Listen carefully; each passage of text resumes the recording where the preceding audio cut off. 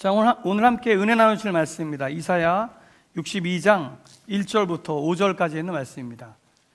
이사야 62장 1절부터 5절입니다. 제가 가진 성경책으로는 1043페이지에 있습니다. 봉독해 드리도록 하겠습니다.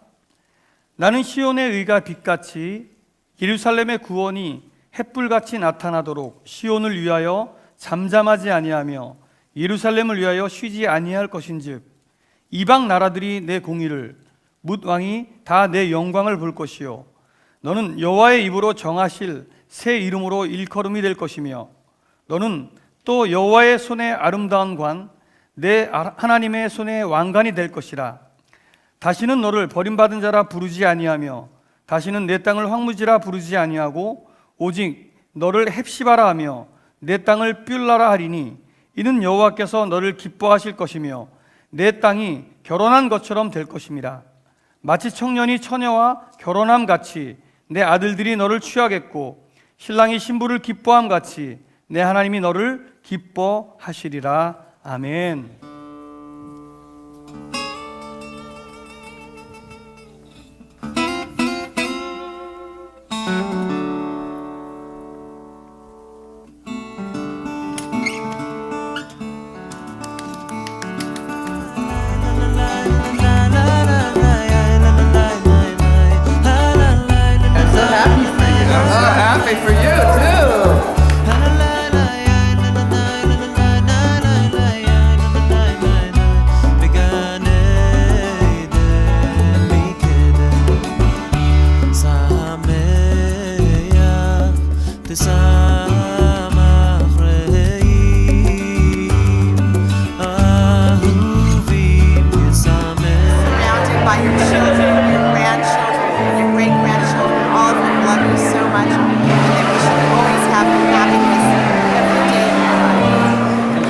Moshe Cohen.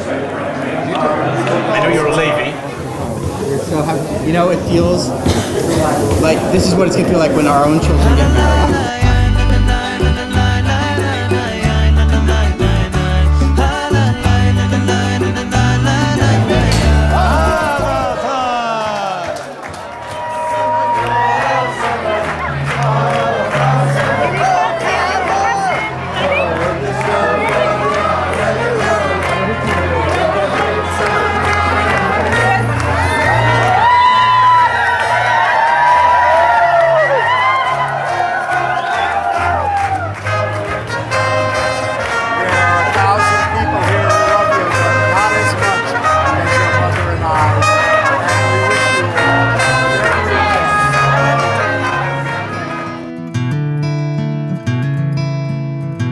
דקה, זקה, עברת בי כמו תפילה, דמעה טובה, נושקת בי את יופייך, עצוב ומאושר, לה לה לה לה לה לה לה La la la la la la la la la La la la la la la la la תפילה כמו תפילה בתוך קולי אני עמוק בשיר שלך הרי את מקודשת לי. בטבעת הזו כדת משה וישראל.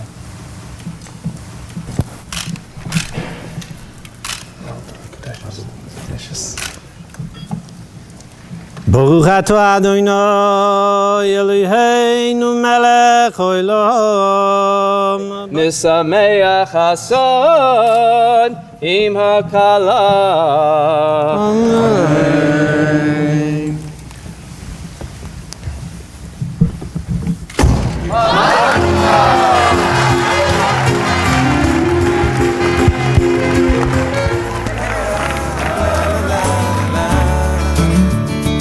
La la la la la la la la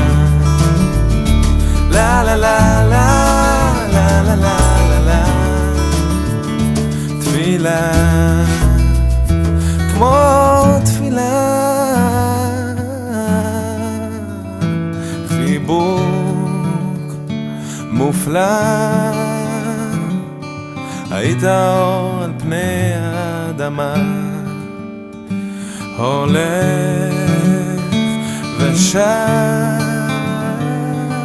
אני בוכה 5 דקות וקם, אחרי כל סוף מההתחלה, לה לה לה לה לה לה לה לה לה לה לה לה לה לה לה לה לה לה.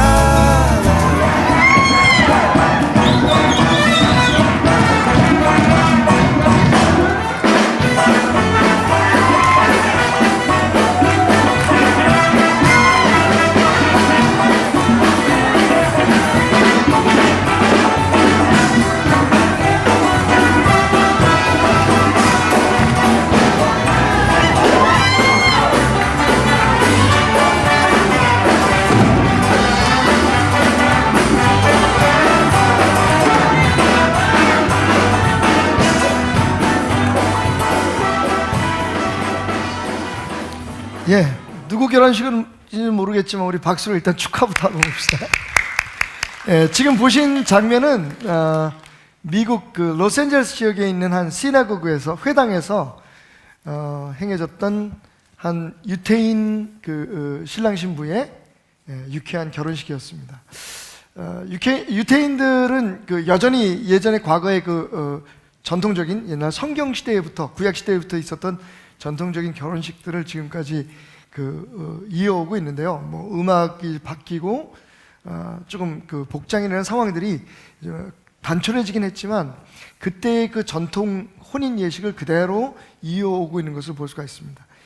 역사 속에 존재했던 민족 가운데 아마도 유대인만큼 그 혼인 예식이 까다롭고 또 복잡한 절차에 의해서 진행되는 민족은 없을 겁니다. 어떤 부분은 되게 좀 부러워요. 보면 유태인의 결혼식은 말 그대로 그 하나님의 축복을 받아들이는 그러한 행사입니다. 그리고 그 하나님께서 주신 축복 안에서 우리가 행복하고 즐겁게 그 미츠바라고 하죠. 그 생육하고 번성하는 그런 축복들을 그 세상에 그 널리 전파하는 그런 의미가 있습니다.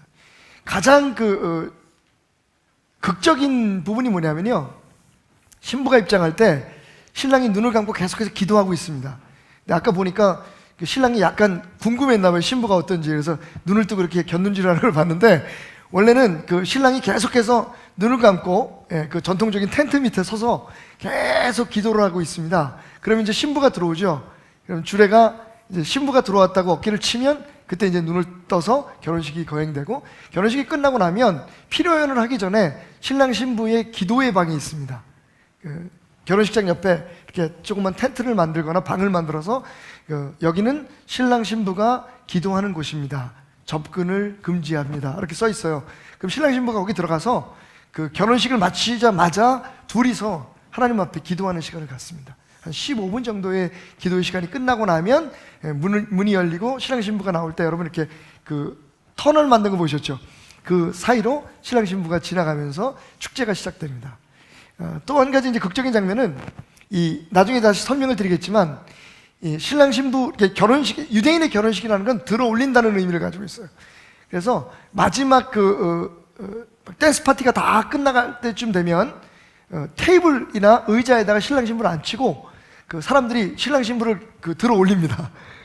그래서 신랑 신부가 그 테이블 위에서 서로에게 막 뭘 던지는, 그 여러 가지 그 천이라든지 휴지라든지 막 이런 거 서로 던지면서 흥겨운 마지막 세레모니를 하는 그런 장면들이 있는데, 이 유대인의 결혼식은 그냥 흥겹고 그리고 굉장히 볼거리가 있을 뿐만 아니라 영적인 의미가 있습니다. 오늘 여러분과 함께 그 유대인의 결혼식 3막으로 이루어진 범상치 않은 그 결혼식 속에 담겨 있는 하나님의 영적인 교훈을 함께 생각해 보면서 은혜를 나누려고 합니다. 말씀드렸듯이 유대인의 결혼식은 세 덩어리로 이루어져 있습니다. 3막이라고 보면 되겠죠. 첫 번째 1막은 신부의 집에서, 그리고 2막은 각자의 집에서, 신랑은 신랑 집, 신부는 신부 집에서 약 1년이라는 기간 동안에 진행이 되고요. 그리고 마지막 이제 혼인 잔치, 신랑의 집에서 새 신방을 차리기 위한 그런 혼인 잔치가 벌어지는 것으로 유대인의 결혼식은 생각해 보면 한 2년 정도 지속되는 거죠. 우리처럼 날 정해가지고 청첩장 뿌리고 모여서 토요일날, 그 바쁜 토요일날, 그것도 아주 바쁜 시간에 모여가지고, 막 제가 주례를 한 2번 늦은 적이 있다니까요. 유대인들처럼 저녁에 좀 하면 어떨까요? 괜찮습니다. 아니, 됐습니다. 그냥 하는 대로 합시다, 우리는. 근데 유대인들은 결혼식을 저녁에 해요. 그래서 밤을 새워가면서 횃불을 켜놓고 춤을 추며 온 동네가 다. 지금 보니까 제주도도 보니까 좀 그런 풍습이 있더라고요. 제주도도 거의 동네 잔치를 하더라고요. 며칠 동안에 며칠 동안. 유대인들이 그렇게 며칠 동안 그 잔치를 벌이는데 이게 세 개의 덩어리를, 만약에 이것을 연극으로 만든다면 산막의 극이다라고 보시면 될 것 같습니다. 자, 그러면 그 하나하나의 덩어리에 우리가 직접 가서 어떤 일들이 벌어지는지를 한번 지켜보면서 하나님께서 각 결혼식의 절차에 담아 놓으신 하나님과 우리의 관계, 그리고 그리스도의 신부로서 우리들이 준비해야 될 것들, 이런 것들을 한번 생각해 보도록 하겠습니다. 제 1막은 말씀드린 대로 신부의 집에서 이루어지는 정혼 의식이 있습니다.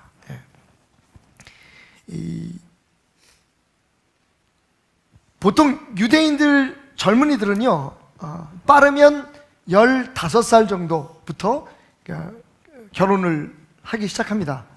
13살에, 그러니까 우리나라 나이로 만 13살에 바미츠바라고 하는 성인식을 거행하게 돼요.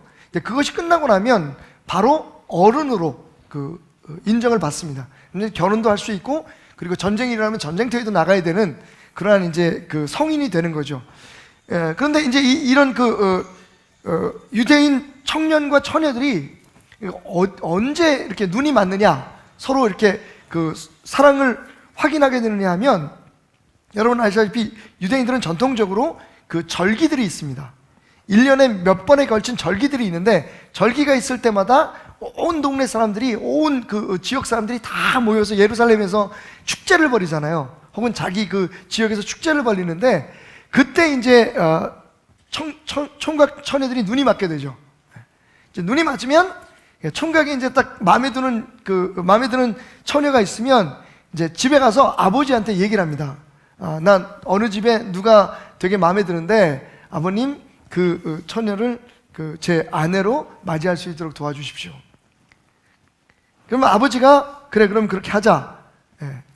그래서 마음을 정하면 신부집으로 먼저 친척 중에 가장 지금 이제 결혼을 하려고 하는 사돈댁과 친분이 있는 사람을 보내서 먼저 이야기를 겁니다. 우리 집 도련님이 당신 집 아가씨에게 사랑에 빠졌는데 결혼을 하면 어떨까요? 그래서 그쪽에서 이제 어느 정도 의사가 있다는 것을 표현하면 이제 지금부터 결혼이 시작됩니다. 먼저 신랑이 신부집을 가게 되죠. 갈 때는 자기가 누구인지, 어느 집안에 여러분 알다시피 이스라엘은 12지파가 있잖아요. 그러니까 어느 지파, 어느 족속의 몇째 아들이고, 그래서 자기에 대한 소개서를 쫙 써서 먼저 신랑 아버지에게 갖다 줍니다. 그럼 신부 아버지에게 갖다 주죠. 그럼 신부 아버지가 그것을 쭉 읽어보고 난 다음에 신랑을 이제 자기 사위로 받아들일 것인가, 그렇지 않을 것인가 하는 것을 이제 결정하게 되는데, 그때는요, 신부는 얼굴을 절대로 보일 수가 없습니다. 그러니까 숨어서 아마 이렇게 자기를 신부로 맞이하려고 하는 사람이 어떤 사람인지 이렇게 지켜보게 되겠죠. 자, 그렇게 지켜보고 있을 때 신랑이 3가지의 물건을 준비하게 되는데, 3가지를 준비하게 되는데, 그것을 이제 가져가서 절차에 따라서 그 행사를 하고 난 후에, 그리고 신부가 최종적으로 허락을 하게 되면, 그러면 이제 결혼식이 성립되는, 흔히 우리가 말하는 정혼이라고 하는 절차가 완성되게 되는 겁니다. 자, 그런데 이 과정에서 중요한 것은 이 신부를 선택하는 최종 결정권이 누가 있느냐? 아버지에게 있다는 겁니다. 그러니까 신랑 될 사람이, 총각이 어떤 처녀를 사랑하게 되더라도 아버지가 허락하지 않으면 절대로 그 결혼은 성립되지가 않습니다. 좀 부럽죠? 네. 아직 결혼 안 시켜본 사람은 몰라. 사실은요, 이게 그 부분이 제일 어려워요. 근데 또 지나고 나면 하나님께서 모든 것을 이렇게 아름답게 다 해결해 주시지만 왠지 모르게 그 딸을 가진 아버지나 그 아들을 가진 아버지는, 특히 딸을 가진 아버지 입장에서 볼 때는 누굴 데려와도 마음에 안 들어요. 지금 우리 사위가 2부 예배 때 오기 때문에 제가 아주 자신 있게 말씀드리는데요. 누굴 데려와도 마음에 안 들어요. 왜냐하면 좋은 점도 많지만 또 제 딸의 평생을 책임질, 일생을 책임지는데 부족한 점들도 눈에 보이기 때문에, 그래서 이제 저같이 굉장히 인격이 좋은 아빠도 사실은 이렇게 반대를 하거나 혹은 약간의 태클을 걸 때가 있습니다만, 어쨌든 이 결혼식에, 우리가 생각할 때 결혼식의 주체는 요즘은 그러잖아요. 지네들이 좋으면 되는 거지 뭐 부모가 데리고 살 건가 뭐 이렇게 얘기하지만, 유대인의 결혼식은 철저하게 그 신랑 아버지의 선택에 의해서 신부, 즉 며느리가 그 집에 들어오게 된다는 거죠. 자, 그런데 이 이야기는 우리에게 그렇게 생소하지가 않습니다.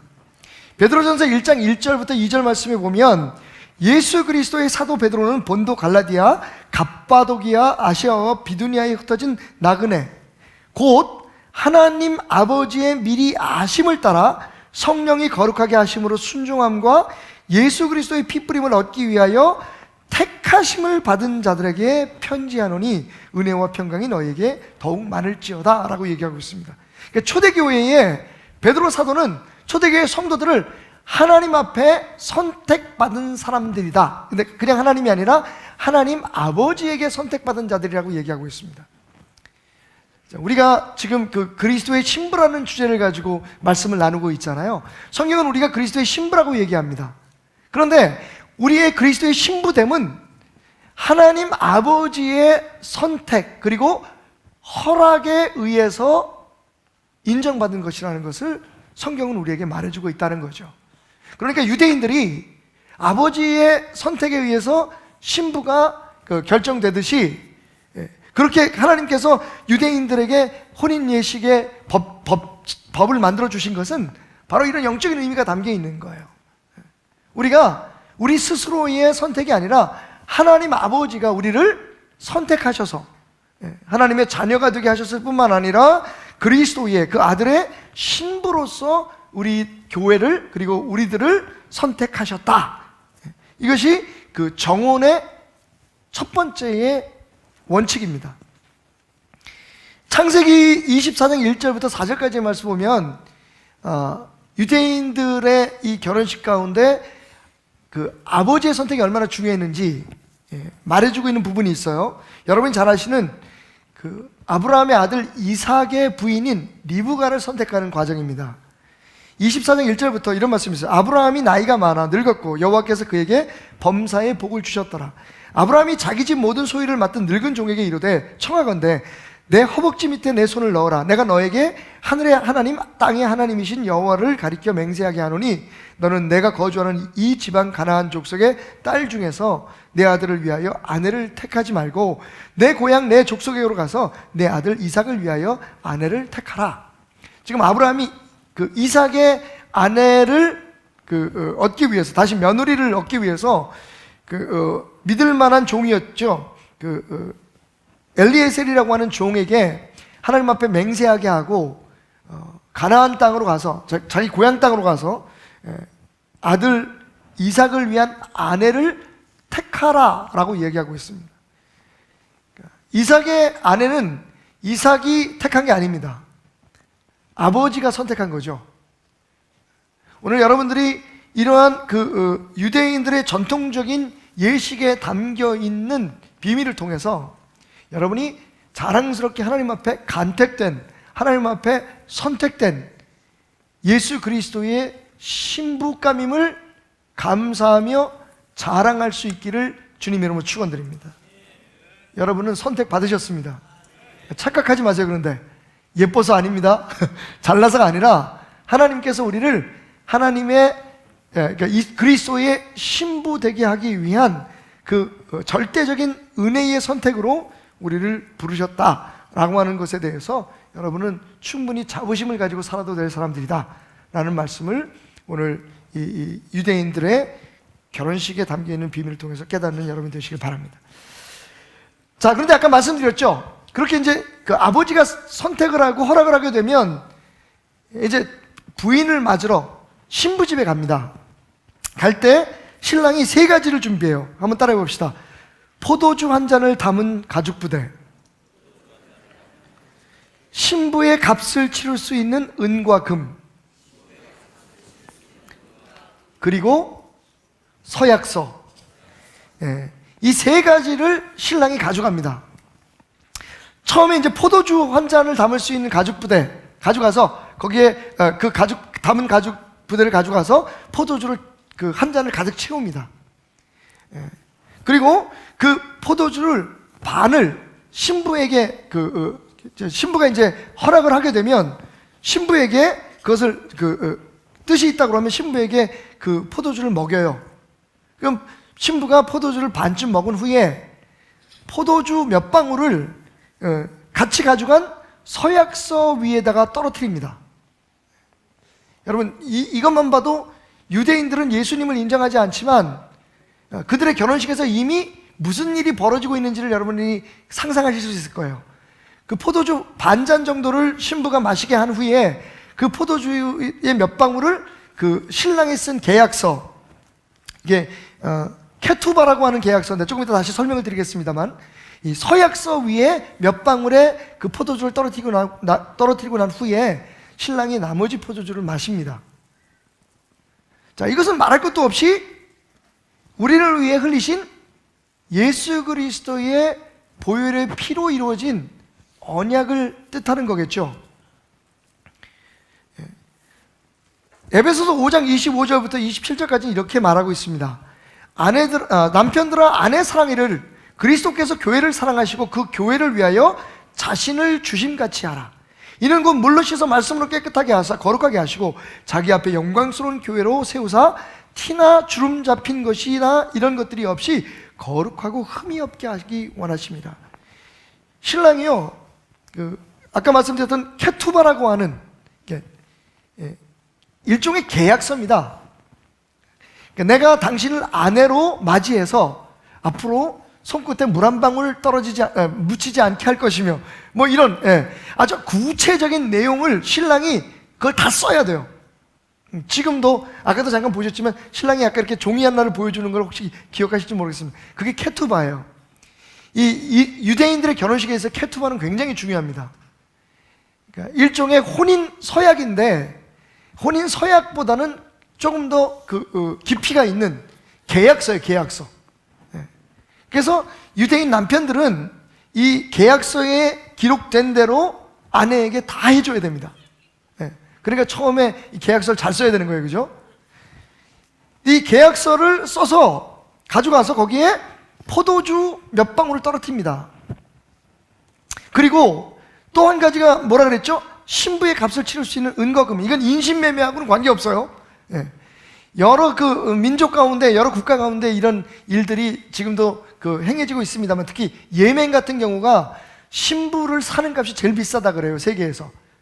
그런데 그 값 자체가 의미가 있는 게 아니라 내가 신부를 이제 나의 것으로 나의 귀한 아내로 맞이하기 위해서 이만한 희생을 감수합니다. 내 신부는 이만한 가치가 있습니다 라고 하는 것을 보여주기 위한 값을 치르게 됩니다.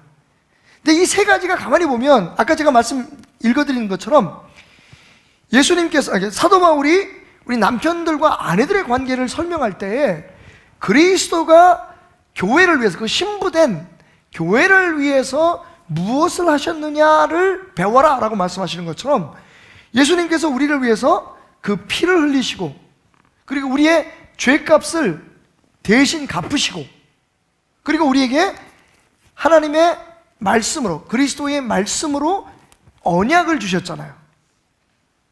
그러니까 이 유대인들이 하는 결혼 예식에 담겨 있는 특별히 신랑이 신부 집에서 행하는 이 일은 우리를 당신의 신부로 맞이하기 위해서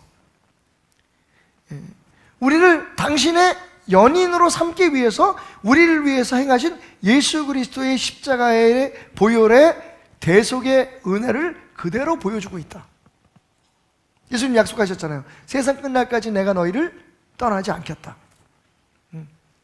내가 너를 사랑하되 내 생명을 다 바쳐서 사랑하겠다. 사실은 이 신약 성경에 예수님이 하신 말씀은 유대인들의 케투바, 즉 혼인 서약과 같은 의미를 가지고 있습니다. 그런데 그 대상이 그 케투바를 쓰신 분이 누구냐? 전능하신 하나님이신 예수님이세요. 그러니까 한 번 하신 말씀을 절대로 어기지도 않고 어길 수도 없는, 절대로 하신 말씀이 무효다라고 하실 수 없는 그분이 쓰신 서약이라는 말이에요. 그러니까 이 성경에 있는 모든 기록은 바로 신부된 여러분들을 향한 그분의 사랑의 표현이요 변치 않는 언약이고 서약임을 여러분들이 기억하시기 바랍니다. 그것을 이루기 위해서 그분은 당신의 생명, 은과 금이 아니에요. 여러분 기억하시죠? 베드로가 뭐라고 합니까? 은과 금은 내게 없지만 내게 있는 것으로 너에게 준다. 곧 나사렛 예수의 이름으로 일어나 걸어라. 미문 앞에 있는 그 장애인을 일으킬 때 베드로가 한 말이에요. 근데 그 말 속에 사실은 그리스도가 우리를 위해서 어떤 대가를 치르셨는지를 말해주고 있는 것을 볼 수가 있습니다. 주님은 우리를 향해서 영원히 변치 않는 사랑의 언약을 주셨고 그 위에 당신의 피를 뿌려서 그것을 증거하셨습니다. 오늘 우리가 행한 이 성찬 예식은 우리를 향한 그분의 변함없는 사랑을 기억하는 그러한 예식이었습니다. 자, 이렇게 해서 신부집에서의 모든 일이 끝나고 나면 법적으로 이 두 사람은 약혼을 한 거지만, 정혼을 한 거지만 그 다음부터는 부부가 되는 거예요. 우리처럼 결혼식을 하고 그 다음에 그 첫날 밤을 지내고 법적으로 가서 그 구청이나 어디 가서 관공서에 가서 혼인 서약을 해야 부부가 되는 게 아니라 유대인들은 신부가 그 신랑의 프로포즈를 받아들이고 신랑이 그런 신부에 대해서 이 포도주 잔의 그런 언약과 또 은과 금의 서약과 그리고 계약서 케투바를 써주는 그 순간부터 그 여자는 그 남자의 여자가 되는 겁니다. 자, 가장 대표적인 얘기가 뭐냐면 마리아의 이야기죠. 여러분, 마리아와 요셉이 정혼을 한 상태에서 마리아가 성령으로 인해서 예수님을 잉태하게 됩니다. 사실은 그냥 단순한 약혼이라면 파혼하면 끝이잖아요. 왜냐하면 이 두 사람은 아직 그 동침을 하지 않은 상태입니다. 우리로 말하면 정식 부부의 관계가 아니에요. 그런데 성경은 그것을 굉장히 심각하게 다루고 있습니다. 사실은 정혼한 상태에서 정혼한 신부가 다른 남자의 아이를 갖게 되면 그 신부는요, 그러니까 그 양쪽 가문에 아주 치욕적인 그런 일이 될 뿐만 아니라 신부는 돌로 쳐서 죽입니다. 그러니까 이스라엘은요, 일단 누구의 아내가 되겠다고 결정해서 허락하는 그 순간부터 그 사람의 아내가 되는 거예요. 이것을 영적으로 다시 해석하자면 우리가 계속해서 그리스도의 신부라고 지금 불려지고 있잖아요. 그런데 그냥 단순히 우리로 말하는 것처럼 그냥 신랑 신부, 그 신부가 아니라 더 엄밀한 의미로 말하면 이미 우리는 그리스도의 연인, 즉 그리스도의 아내로서의 삶이 시작됐다는 것을 뜻합니다.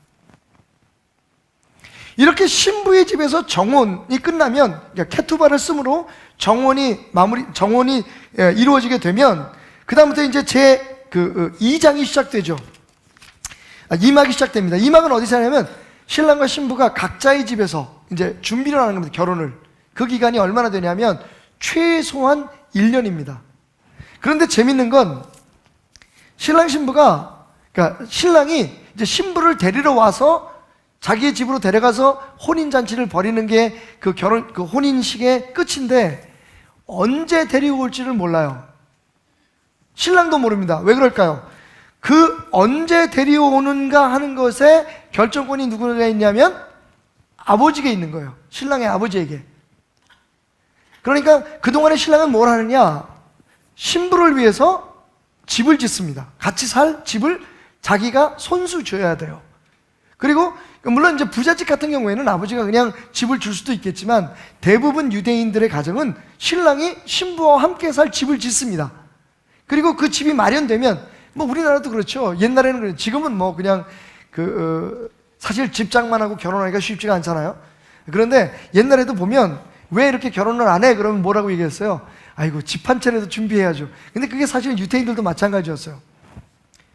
그리고 그 가장으로서, 그리고 한 여자의 남편으로서 가정을 이끌어갈 수 있는 여러 가지 준비를, 수업들을 하게 됩니다. 그러니까 아버지가 그것을 지켜보는 거예요. 그러다가 어느 날, 자 아들아 이제 네가 남편이 되고 가장이 될 자격이 있구나. 가서 너의 아내를 데려와라 라고 허락을 해야만 오는 겁니다. 그러니까 신랑은 매일매일 사랑하는 여자를, 이렇게 사랑에 빠진 여자를 자기 아내로 삼기 위해서 열심히 준비를 하게 되고요. 그리고 동시에 신부도 그 신랑이 자기를 찾아올 기약 없는 그 날을 위해서 준비하게 되는 거죠.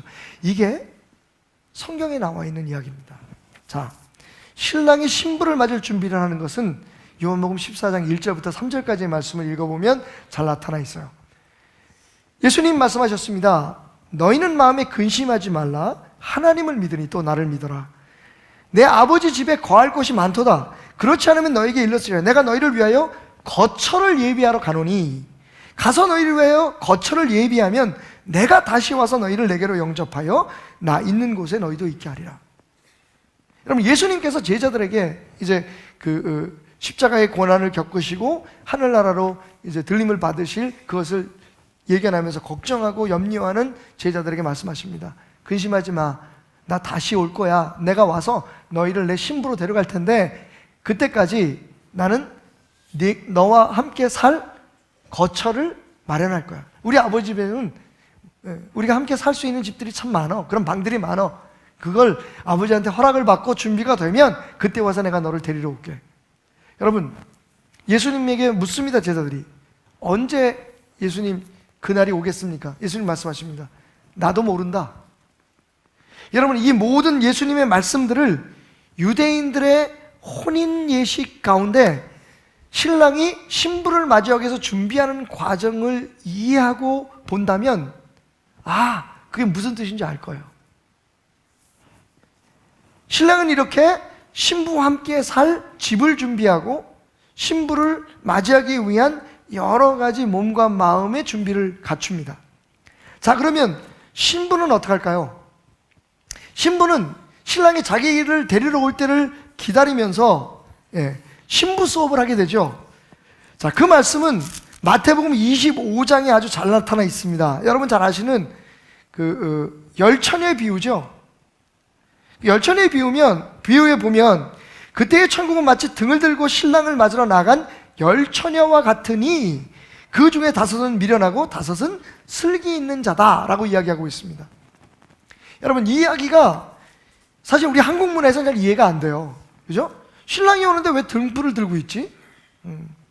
신랑이 오는데 왜 그 등불을 준비하지? 자, 아까 말씀드렸지만 유대인들의 결혼식은 언제 이루어진다? 밤에 이루어진다고 말씀드렸죠. 그리고 신랑이 언제 온다? 정해진 날, 결혼식 전날 와가지고 함 들고 오는 게 아니고요. 신랑이 언제 올지 몰라요. 신랑이 준비되고 신부를 맞이할 준비가 되었다고 아버지가 허락을 해줘야 돼요. 그러니까 예수님이 우리를 맞이하러 오시는 그날은 우리가 알 수가 없어요. 하나님이 결정하시는 것이고 하나님 아버지가 이제 가서 내 백성들을, 너의 신부를 데리고 와라 예수님께 명령하시는 그 순간이, 그렇게 결정하시는 순간이 우리를 데리러 오시는 날이다. 자, 이 열처녀의 비유 가운데 우리가 주목해야 될 게 뭐죠? 이 열처녀들이 지혜로운 처녀들이나 미련한 처녀들이나 다 신랑이 언제 올지 모르고 있었다는 거예요. 예, 신랑이 언제 온다고 얘기하는 사람들 여러분 믿지 마십시오. 몇 월 며칠, 몇 년 몇 월 며칠 몇 시에 예수님이 오신다, 우리 신랑 대신 예수님이 오신다고 얘기하면 니네들 정말 돌았구나라고 얘기하십시오. 언제 오실지 몰라요. 그렇기 때문에 미련한 처녀들이 자신들의 등불에 기름이 다 달아 없어지는 것을 준비하지 못했다는 거예요. 깨닫지 못했다는 거예요. 사실 오늘 이 말씀에서 한 가지 우리가 조심스럽게 예측해 볼 수 있는 게 있다면 그게 뭐냐면 예수님은 우리가 생각하는 것보다 훨씬 더 늦게 오실 수도 있다는 거예요. 오늘이다 이러다 보니까 사실 미련한 처녀들이 준비를 못했잖아요. 이 열처녀의 비유가 바로 신부가 언제 올지 모르는 신랑을 정혼을 했어요. 이미 자기의 남편이 된 거예요. 그런데 그 관례적으로 남편이 된 그 신랑을 기다리기 위해서 준비하는 모습을 이야기하고 있습니다. 크게 말하면 두 가지를 이해할 수가 있을 것 같아요. 하나는 등불입니다. 등은 우리 그리스도인의 외적인 삶의 모습을 나타낸다고, 세상 사람들이 우리를 바라보는, 신랑 대신 예수님께서 우리를 바라보는 우리의 외적인 삶을 말해요. 우리의 신앙적인 삶뿐만 아니라 세상에서의 삶, 이게 준비되어 있어야 돼요. 우선.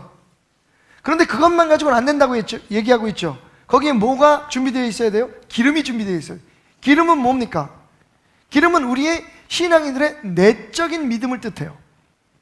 그러니까 그리스도의 신부된 우리들이 언제 오실지 모르는 그 신랑이신 예수님을 기다리기 위해서 이 두 가지를 준비하고 있어야 된다는 거예요. 우리의 마음속에는 그분을 향한 사랑, 믿음, 바른 신앙의 기름으로 채워져 있어야 하고요. 그리고 겉으로는 세상 사람들이나 혹은 교회 안의 성도들, 그리고 하나님이 보실 때에 부끄러움이 없는 그리스도의 신부다운 삶의 모습을 갖기 위해서 노력하는 것, 이 두 가지가 신랑 대신 예수님을 기다리는 우리 신부들의 모습이 되어야 된다는 것을 성경은 이스라엘의 혼인 관례에 비추어서 우리에게 말해주고 있는 겁니다. 이 2막을 만약에 소제목을 붙인다면 기다림이라고 얘기할 수 있을 것 같아요. 그리고 이 기다림의 기간은 아주 특별한 예식이, 절차가 신부에게 행해지는데 미크바라고 하는 예식입니다. 한번 따라해 볼까요? 미크바. 이 미크바가 뭐냐면요, 쉽게 말하면 목욕을 하는 거예요. 정결 예식을 뜻합니다. 미크바라는 것은 물에 담가 씻어낸다라고 하는 그런 의미를 가지고 있는데, 과거에는 여러분들 알다시피 제사장이 된다든지 아니면 제사장이 대제사장이 지성소에 들어가서 제사를 드리기 위해서 준비할 때에 자기의 몸을 정결한 물에 담는, 이 미크바에다가 담그는 그런 예식을 행했죠. 이것이 유대인의 처녀들이 신랑을 기다릴 때에 반드시 거쳐야 되는 하나의 행위인 거예요. 아까 베드로전서에서 이야기했듯이 물에 씻어 정결하고 흠이 없게 우리를 만드셨다. 예수 안에서, 예수의 피로. 바로 그것이 신부된 우리가, 그리스도의 신부된 우리가 그리스도의 보혈의 은혜 안에서, 그리고 매일매일 성령의 생수 속에서 우리 스스로를 깨끗이 정결하게 씻어내고 주님을 기다려야 되는 그런 영적인 의미를 담고 있는 관례였다 하는 것을 성경을 통해서 알 수가 있습니다. 자, 이제 드디어 막이 열립니다. 3막은 어디에서 이루어지냐면 신랑의 집에서 혼인잔치의 그런 장면으로 이루어지기 시작합니다. 한 가지 참고적으로 말씀을 드리면, 예수님의 첫 번째 이적이 뭔지 여러분 기억하세요? 예수님이 첫 번째로 행하셨다고 요한이 말한 기적이 뭘까요? 물로 포도주를 만든 일이었죠. 그게 어디에서 이루어졌습니까? 결혼식장에서 이루어졌죠.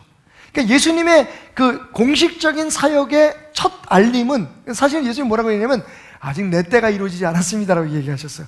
그럼에도 불구하고 예수님께서 행하신 첫 번째 기적이 혼인잔치의 기적이었어요. 그런데 예수님이 참여했던 그 첫 번째 혼인잔치는 어떻게 했어요? 부족함이 있었습니다. 그래서 예수님께서 그것을 채워주셨잖아요.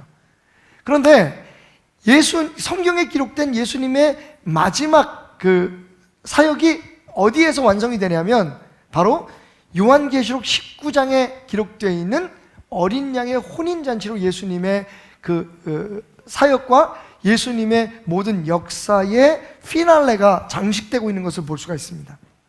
요한계시록 19장 1절부터 6절까지의 말씀을 제가 잠깐 읽겠습니다. 이일 후에 내가 들으니 하늘에 허다한 무리의 큰 음성 같은 것이 있어 이르되 할렐루야 구원과 영광과 능력이 우리 하나님께 있도다. 그의 심판은 참되고 의로운지라 음행으로 땅을 더럽게 한 큰 음녀를 심판하사 자기 종들의 피를 그 음녀의 손에 갚으셨도다 하고 두 번째로 할렐루야 하니 그 연기가 세세토록 올라가더라. 또 24장로와 내 생물이 엎드려 보좌에 앉으신 하나님께 경배하여 이르되 아멘 할렐루야 하니 보좌에서 음성이 나서 이르시되 하나님의 종들 곧 그를 경외하는 너희들아 작은 자나 큰 자나 다 우리 하나님께 찬송하라 하더라. 자, 6절부터 주목하시기 바랍니다. 또 내가 들으니 허다한 무리의 음성과도 같고 많은 물소리와도 같고 큰 우레소리와도 같은 소리로 이르되 할렐루야 우리 하나님 곧 전능하시니가 통치하시도다. 여러분에게 한번 질문을 해보겠습니다. 신약성경에 할렐루야라는 말이 몇 번 나올까요? 아마 제가 요한계시록 그 강의하시는 걸 들으신 분들은 들으셨는데 기억을 못할 것 같은데. 자, 신약성경 우리가 할렐루야 굉장히 많이 하잖아요. 신약성경을 통틀어서 할렐루야라는 말이 몇 번이나 나올까요? 퀴즈입니다. 참고적으로 말씀드리면 오늘 이 19장 1절부터 6절까지의 어린 양의 혼인잔치가 벌어지는 그곳에서 할렐루야가 몇 번이 나오냐면 4번이 나옵니다. 자, 신약성경 전체에 할렐루야가 몇 번 나올까요? 내가 수요일 날 참석하시는 분들 좀 도와주려고 힌트를 드렸는데, 자, 요한계시록 19장에 할렐루야가 4번 나옵니다. 신약성경 전체에 할렐루야가 몇 번 나올까요? 몇 번이요? 아이고 답답해 죽겠네. 하긴 그래서 내가 먹고 살지만 몇 주 전에 얘기했는데 하기야 달로 따지면 지금 11월 달이니까 2달이 됐지만 맞습니다 여러분. 신약성경에 통틀어서 할렐루야, 할렐이라는 말은 찬양하다예요. 루는 당신의, 야는 야훼, 하나님을 뜻합니다. 그러니까 당신의 하나님을 찬양하라 라고 하는 의미를 가진 할렐루야라는 말이 신약 전체를 통틀어서 문자적으로는 4번 나옵니다. 몇 번이요?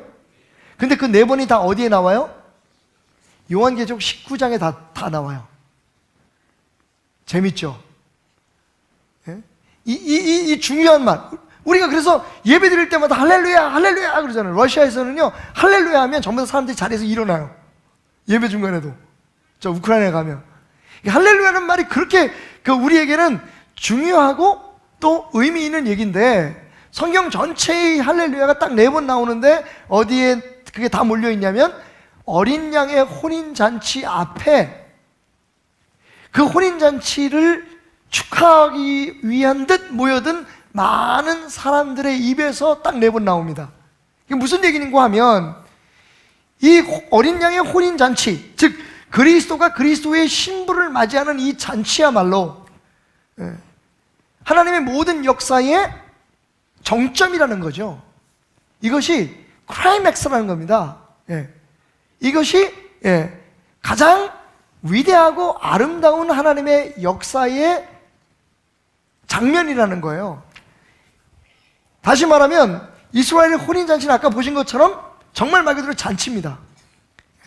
아까 그 신부가 자기 할머니하고 춤을 추는 거 보셨죠? 신랑하고 춤을 추고 또 자기 시아버지 되는 사람하고 춤을 추고 모든 사람들이 막 다 춤을 추는데 또 이스라엘의 춤이 굉장히 흥이 있어요.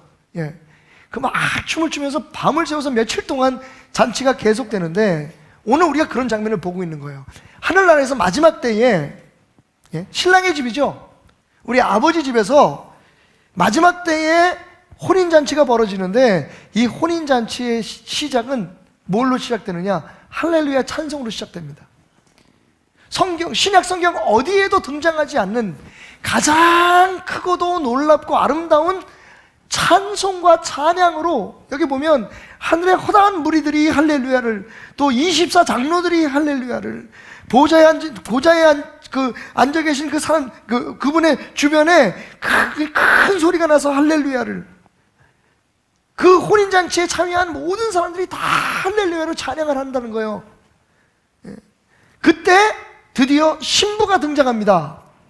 요한계시록 19장 7절, 우리가 즐거워하고 크게 기뻐하며 그에게 영광을 돌릴새에 어린 양의 혼인 기약이 이르렀고 그의 아내가 자신을 준비하였으므로 그에게 빛나고 깨끗한 세마포 옷을 입도록 허락하셨으니 이 세마포 옷은 성도들의 옳은 행실이로다 하더라.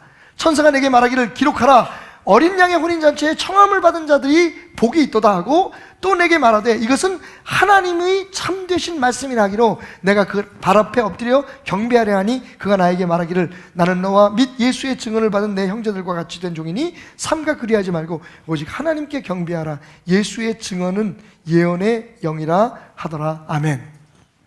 여러분, 여기 신부가 누구예요? 교회입니다. 교회. 하늘나라에서 그 완성될 그리스도의 혼인잔치, 오랫동안 기다려왔던 그 혼인의 정점은 저 하늘나라에서 벌어질, 아버지 집에서 벌어질 어린 양의 혼인잔치인데, 그 혼인잔치에 신부들이 입고 있는 옷이 뭐냐면 하얀 세마포였어요.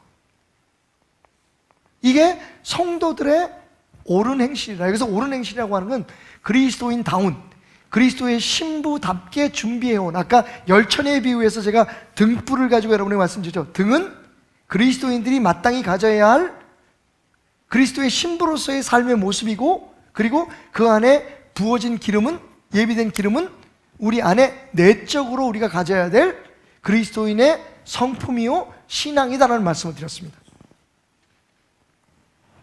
다시 말하면 이 유대인의 혼인잔치의 하이라이트는, 혼인 예식의 하이라이트는 혼인잔치인데, 이 혼인잔치의 주인공이 누구냐? 바로 오늘 이 자리에 앉아 계신 여러분들이라는 거예요. 유대인들이 혼인잔치를 뭐라고 부르냐면 니수인이라고 부릅니다. 한번 따라해 보실까요? 니수인. 니수인이라는 말이 뭐냐면 들어 올리다는 뜻이에요. 유대인의 혼인잔치의 마지막 하이라이트가 뭐냐? 신랑과 신부를 테이블에다 올려놓고 들어 올립니다. 그럼 신랑 신부가 그 위에서, 좀 불안하긴 하겠지만 밑에 바치는 사람들이 다 믿을 만한 사람들이니까 그 위에서 춤을 추면서 서로의 사랑을 확인하는, 가운데 이렇게 담 같은 걸 두고요, 그 담을 이렇게 넘어서 뭔가를 서로 던집니다. 자꾸만. 당신과 나 사이를 무엇이 막아놓든 우리는 결국 이 사랑을 포기하지 않겠다고 하는 그런 뜻으로 하는데, 그때의 니수인, 신랑과 신부를 들어 올려요. 여러분, 이게 뭐겠습니까? 바로 마지막 때에 신부 대신, 신랑 대신 우리 주님께서 우리를 부르러 오시는 거예요. 맞이하러 오실 때에 우리가 하나님 아버지가 예비하신 그 혼인잔치에 들림을 받는다는 거예요.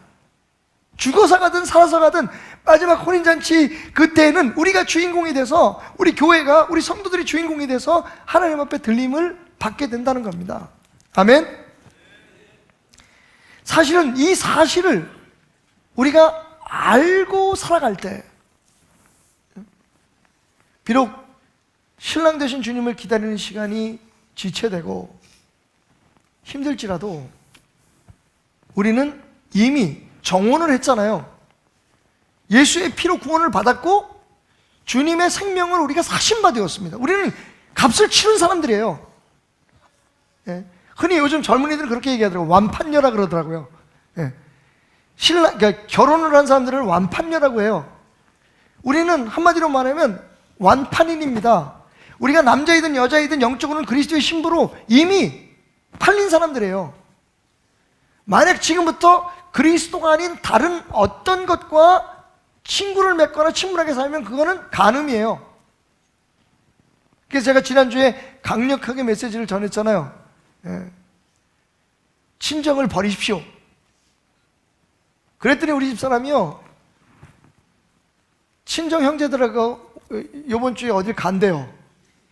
그래서 제가 그랬어요. 여보, 당신은 설교를 어떻게 듣는 거야? 당신조차 순종하지 않는 설교를 나는 왜 해야 되지? 그랬더니 여보, 당신이 영적인 친정을 버리라 그랬잖아요. 하여튼 맞습니다, 여러분. 그러니까 우리는, 여러분, 이스라엘 사람들이 정혼을 하는 순간부터, 케투바를 쓰는 그 순간부터 이미 신부가 된 거예요. 다른 사람하고 만나면 안 돼요. 바람 피면 안 돼요. 그분만 바라보고 살아야 되는 거예요. 지금 우리는 그런 상태가 있는 거예요. 여기서 신부라고 얘기하지만 사실은 신부 이상인 거죠. 그래서 오늘 본문 말씀, 하나님께서 뭐라고 말씀하시냐면, 제가 그 공동번역으로 읽어드릴게요. 공동번역이 때로는 훨씬 더 이해하기가 좋고 가슴에 와닿는 말로 번역되어 있는 부분들이 있어서 공동번역에 오늘 본문 4절을 읽어드릴게요. 하나님께서 이렇게 말씀하십니다. 다시는 너를 버림받은 자라 하지 아니하고 너희 땅을 소박되기라 하지 아니하리라. 이제는 너를 사랑하는 나의 임이라 너의 땅을 내 아내라 부르리라. 야훼께서 너를 사랑해 주시고 너의 땅의 주인이 되어 주셨기 때문이다. 이렇게 얘기하고 있습니다. 자, 그걸 원래 우리가 가지고 있는 개역성경으로 읽으면 이런 말씀이죠. 다시는 너를 버림받은 자라 부르지 아니하며 다시는 내 땅을 황무지라 부르지 아니하고 오직 너를 헵시바라 하며 내 땅을 뷸라라 하리라. 이는 여호와께서 너를 기뻐하실 것이며 내 땅이 결혼한 것처럼 될 것임이라. 마치 청년이 처녀와 결혼한 같이 내 아들들이 너를 취하겠고 신랑이 신부를 기뻐함 같이 내 하나님이 너를 기뻐하시리라. 여러분, 하나님께서 우리에게 새 이름을 주셨어요. 자, 그 새 이름이 뭐냐면 헵시바입니다. 여러분이 누구라고요? 헵시바예요. 예. 또 한 가지 또 새 이름을 주셨는데 그게 뭐냐면 연결되는 이름입니다. 뷸라입니다. 여러분의 이름이 뭐라고요?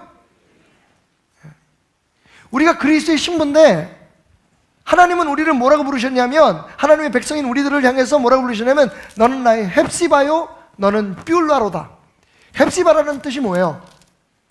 이거 오늘도 내가 여러분에게 팁을 하나 드려야지. 사랑하는 사람에게 그 인정을 받을 수 있는 고백 멘트입니다. 이게 헵시바라는 말은 무슨 뜻이냐면 너의 안에 나의 기쁨이 있다는 뜻이에요. 멋있죠? 그러니까 그냥 쉽게 말하면 너는 나의 기쁨 이렇게 하면 되는데, 그러니까 옛날 그 하나님께서 우리는 뭐라고 말씀하냐면 얘들아, 너희 안에 내 기쁨이 있다. 혹시 그 아내가 좀 이유를 알 수 없는 그런 일로 좀 뾰루퉁해 있거나 삐져 있으면 옆에 가서 이렇게 얘기하세요. 사랑하는 나의 아내요, 당신 안에 나의 기쁨이 있어. 멋있잖아요. 당신 안에 내 기쁨이 있습니다. 이게요, 그냥 너는 나에게 기쁨을 주는 사람이 아니에요. 그 얘기는 뭐냐면 당신이 기뻐야 나도 기쁘다는 거예요. 왜냐하면 당신 안에 내 기쁨이 있으니까. 또 뜯어보니까 멋있는 말이죠. 이게 히브리 말로 헵시바라는 말이에요. 그리고 뷸라라는 말은 무슨 뜻이냐면, 뷸라는 결혼한 여자, 다시 말하면 부인이라는 뜻이에요. 아내. 그러니까 하나님이 뭐라고 말씀하십니까? 너는 내 기쁨, 나의 아내이다 라고 말씀하시는 거예요. 이게 하나님께서 우리에게 주신 새 이름입니다. 그리스도의 신부, 헵시바, 뷸라. 바로 여러분들이 그 새 이름으로 불려지는 하나님의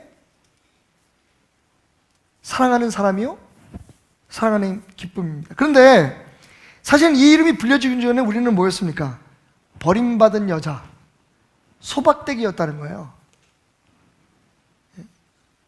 이스라엘 사람들처럼 하나님을 버리고 살아가다가 바벨론의 포로가 되고 소박대기로, 그리고 버림받은 여자로 살아갔는데 하나님께서 그들을 다시 불러서 호세아 안에 고멜을 다시 아내로 삼은 것처럼 사실은 정확히 말하면 이것은 재혼인 거죠.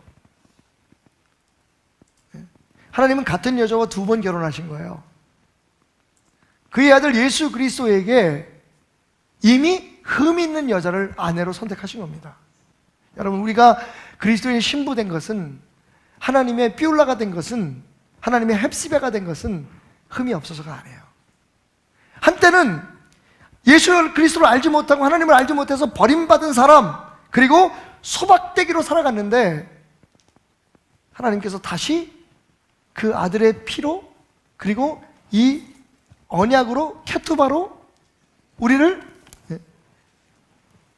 미크바 하시고, 우리를 정결케 하시고, 우리를 니수인 하셔서, 우리를 들어 올리셔서 다시 하나님의 헵시바요, 하나님의 비울라요, 복덩이로, 그리스도의 신부로, 브라이드 오브 크라이스트로 우리를 선택해 주셨다는 겁니다. 아멘. 이 사실을 깨닫고 여러분은 철저히 그리스도의 신부로서의 신부 수업을 하셔야 됩니다. 이 말할 수 없는 사랑, 자격 없는 사랑을 받은 사람으로서 뻔뻔하게 살면 안 될 것 같아요. 우리를 그렇게 불러주신, 우리에게 그 새 이름을 주시고 우리를 사랑해 주신 그분 앞에 이제 너는 버림받은 사람 아니야. 너는 가치 없는 사람 아니야. 너는 쓸모없는 사람 아니야. 너는 사람들조차도 안 좋아하는 사람 아니야. 나조차도 싫어하는 사람 아니다. 너는 내 기쁨이 너희 안에 있는 사람. 너는 나의 영원한 연인, 내 사랑이다. 그 이름값을 하며 살아가는 우리가 되기를 소원합니다.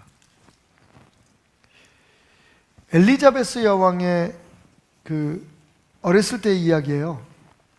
엘리자베스 여왕이 13살 때 다른 13살의 소녀들처럼 참 못된 짓을 하면 안 되는 일들을 많이 했습니다.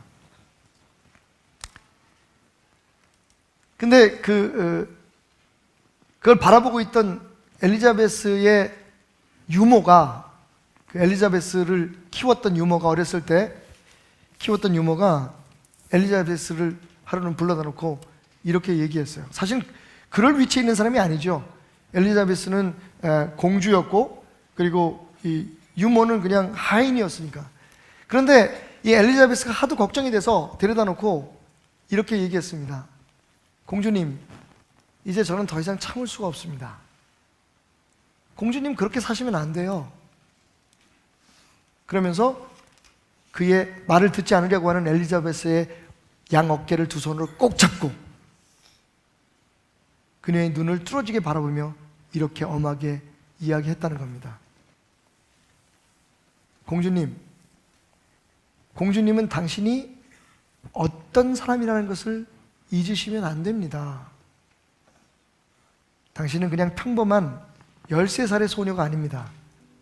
당신은 이 자랑스러운 대영국의 여왕이 되셔야 할 분입니다. 그 생각을 잊지 마십시오. 그 순간 엘리자베스의 삶이 바뀌었다는 겁니다. 아, 그래, 나는 그냥 평범한 13살의 소녀가 아니다. 나는 이 나라의 여왕이 될 사람이다. 여러분은 그냥 평범한 이 세상 숱한 사람들 가운데 한 사람이 아닙니다. 여러분은 저 영원한 나라에서 완성될, 그 아버지 집에서 완성될 혼인잔치의 주인공, 그리스도의 신부, 이미 하나님의 사랑, 기쁨이 된 자입니다. 지금 우리가 그러한 우리의 모습이 눈에 보이지 않고 믿겨지지 않는다고 해서 그냥 함부로 살아서는 안 됩니다. 세상 사람들처럼 살아서는 안 됩니다. 만약 그렇게 산다면 우리를 위해서 그의 생명을 바치시고 피값으로 우리를 사신 우리 신랑 되신 예수님에게 큰 죄를 짓는 것이기 때문입니다. 자, 이제 너는 버림받은 자가 아니요 더 이상 소박대기가 아니다. 너는 나의 기쁨, 나의 영원한 사랑, 나의 신부다 말씀하시는 주님 앞에 우리 모두 자리에서 일어납시다.